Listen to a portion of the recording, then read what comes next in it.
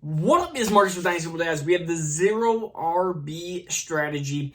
Now, this is a very popular strategy, and it has been for a while because RBs get hurt. Now, is it my ideal strategy? No, I always love having a stud running back on my team, and then RB2, I can kind of punt that maybe down the road and try to piece that together for a year or 2 years when it comes to Dynasty Fantasy Football. We are going to be showing you what kind of roster, what guys I am going to be targeting into these rounds. I didn't draft a running back till round 7 in Dynasty. You can kind of grade and see how this team ends up being.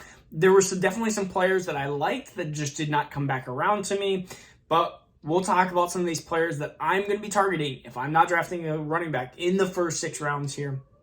So, that must be the tornado. If you're in Minnesota, tornado sirens first Wednesday of every month. It is the first Wednesday of July, and so now we have tornado sirens. And it is 1 o'clock here.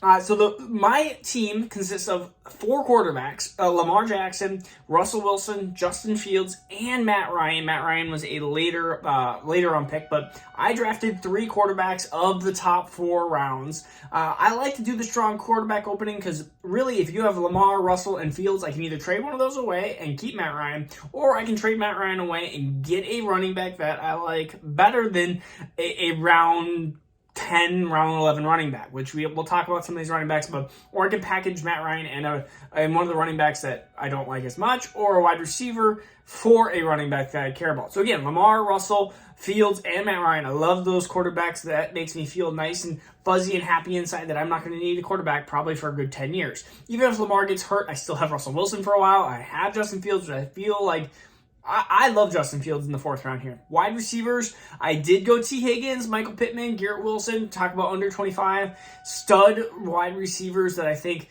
T. Higgins, you're talking about a wide receiver that's going to be a consistent.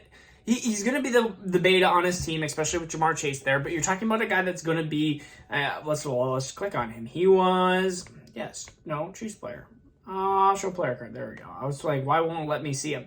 He was 17th in standard, 24th in PPR. So he's an end of wide receiver 2 last year. And he missed a couple of games. I could easily see him being into that wide receiver 15. And he's super young too, where I'm okay with taking a player that is going to be consistent in fantasy football. Michael Pittman, the alpha on his team, he's the opposite. He's probably going to be a little bit more boom or bust. He does have Carson Wentz now on his team. Garrett Wilson, I'm hoping for that kind of, again, that's why you drafted a rookie, to hope that he jumps and is into that T. Higgins at least category, but I'm getting that for a couple round discount compared to that. I didn't draft any other wide receivers in the first 12 rounds because really when you don't draft running backs, you need a couple of them to fill in some spots here. Tight end, my tight end is Pat Freiermuth. I got sniped a couple different times in this draft, this mock draft. One was with Kelsey, one was with Dalton Schultz, another one was with TJ Hawkinson. It just seemed like every time I wanted a tight end, he got taken like either one pick before me. I drafted in actually team 9, just so you guys know, and then 10, 11, 12. It's one of those things that somebody that already had a tight end, Kelsey, I was like, oh, he's not going to draft another one. Boom, draft another one. I was like, oh, well, that's great. Sometimes you make a gamble and sometimes you lose. My running backs. So we're going to start off in round 7. I'm going to tell you what running backs I chose, why I chose them, and then I'm going to tell you some other running backs that I like as well. Number 1, in the 7th round, I chose Clyde Edwards-Helaire. Still a first-round draft pick.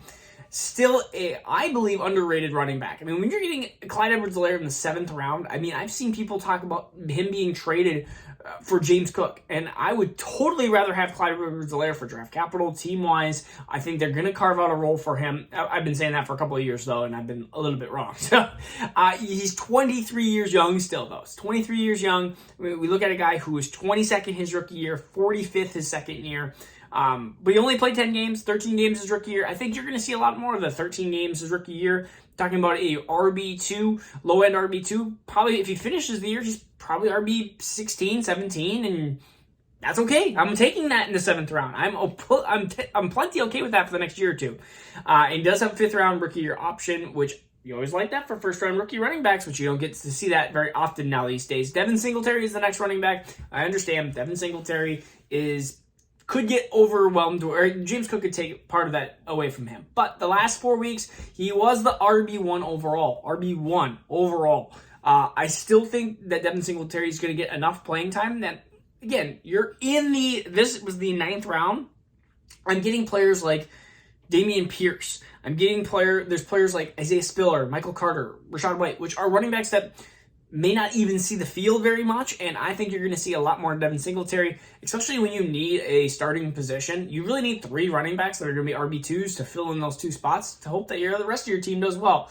And this is a team that definitely could need some running back help. The next running back I did was one of my favorite running backs in the 10th round. It's Cordell Patterson. I understand he's old, but you're talking about a top 10 running back from last year, a guy that could easily do that performance again with what the roster they have there. Yes, I know the touchdowns are probably going to go down, but he could get more usage as well. I love Cordell Patterson in the 10th round for a good 12 to 18 months. Again, that's what you're needing at some of these cases. There's no guarantee, again, that Rachaad White, Michael Carter, and stuff like that, they could never even be top 24 running backs, and you're trading you're trading that type of production for a production that's actually doing well. Cordell Patterson actually did really well last year. And so my last running back, and I stopped in round 12 just so we could not make it super long video, but round 12 was James Robinson. Again, a running back that has been super successful, but with now the Achilles injury and Travis Etienne there, fully healthy, should be fully healthy. Again, James Robinson, talent, he's shown that he's been a talented running back at the NFL level. And at round 12, we're looking at players like Rashad Penny. We're looking at players like Alexander Madison, which are running backs that they're okay, but I'm not really super thrilled about. I would rather have James Robinson than those types of running backs because James Robinson can be a starter. And let's say Travis Etienne stays there and James Robinson, after he's done with his contract, he goes somewhere else. He could be the next Seattle running back. And I know or he could be the next Miami running back. He could be a running back that starts if he shows his recovery from the Achilles and you're getting him at a much bigger discount versus like a Cam Akers, who I think talent-wise, yes, draft capital-wise, completely different. James Robinson, undrafted, versus you have Cam Akers, 3rd round. So that's second rounder. But you have talent-wise, they look but the same in talent-wise. There's that. And you're getting a huge discount. Other running backs I like, because, well, let's go through them. One of my favorite running backs, and this is round 6, is Zeke. I mean, again, you're talking about a guy that's probably going to have another year, 2, 3 years. And look at him versus Kamara. Kamara's round 4. You have Zeke round 6. I know Dalvin Cook round 3. You have Derrick Henry round 3 in a lot of dynasty startups, especially in Superflex. I am taking the 3-round discount at the same age as some of these other running backs. He was injured last year. We have to remember that, and you're getting a 3-round discount. Yes, he may not produce at RB5 overall like Dalvin Cook or Derrick Henry, or even those guys have the potential of being RB1 overall, but Zeke still at round 6 is a big enough discount that I'm willing to take that gamble over, especially if you're going heavy non-RB in the beginning here. Other running backs I do like James Conner. Again, kind of the same principle. He's the only one in the backfield, probably going to score a lot of touchdowns. It's Arizona. And if you're going to get him in the 6th round again, it's a running back that I'm willing to flirt with. Kareem Hunt, 8th, 9th, 10th round. Again, a running back one every time he's played more than 11 games in a season. We're talking about a team that is probably going to utilize a ton of running game because we don't know their quarterback. Could be Deshaun, could be Baker, probably not Baker, could be Jacoby Brissett. We have no idea. And so in that case, I am going to take Kareem Hunt, who, if healthy, is a RB2 at least. And so when you're getting that kind of production in the 8th, 9th, 10th round, I am taking that over some of these rookies, some of these unknowns here. Another one, Miles Sanders in the 8th round. I understand the difficulty with Jalen Hurts being running back. Basically, it seems like when he's on the field, him and Sanders are on the field, he always rushes in for 1-yard touchdowns instead of Miles Sanders. But I think Miles Sanders is still going to get a ton of yards. We look at Miles Sanders even last year. You could say that he was very, very frustrating last year, and he was because he was 42nd overall. I mean, that's pretty very frustrating. But he's 25. You look at his production in the previous 2 years, 24. He was 14th overall his rookie year. So a guy, again, that has potential being a top 24 running back. Really, last year was probably the outlier of the year. Yes, Kenneth Gainwell is there, but again, a running back that I do like.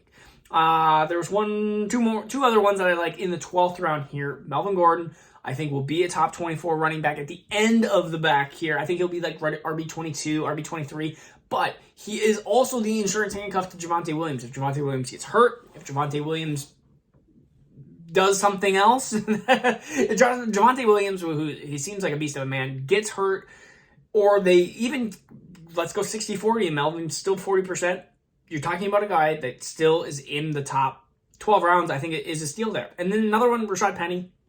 Rashad Penny might be the starter for the first 6-7 weeks until he gets hurt. So a guy that can help you with that beginning part of the season.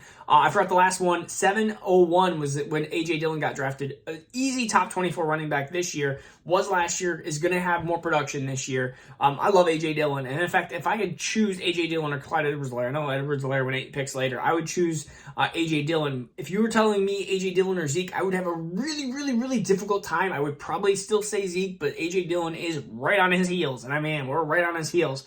And so there is some good value to be had here in the 6th, 7th, and 8th rounds. And this is why a lot of times I am drafting Lamar, Russell Wilson. And instead of Fields, I don't get Fields. A lot of times I'm drafting a running back. I am drafting, not Swift, because he's usually gone. Usually Chubb, or J.K. Dobbins, or David Montgomery. And then I'm not sacrificing that quarterback position for a little bit later.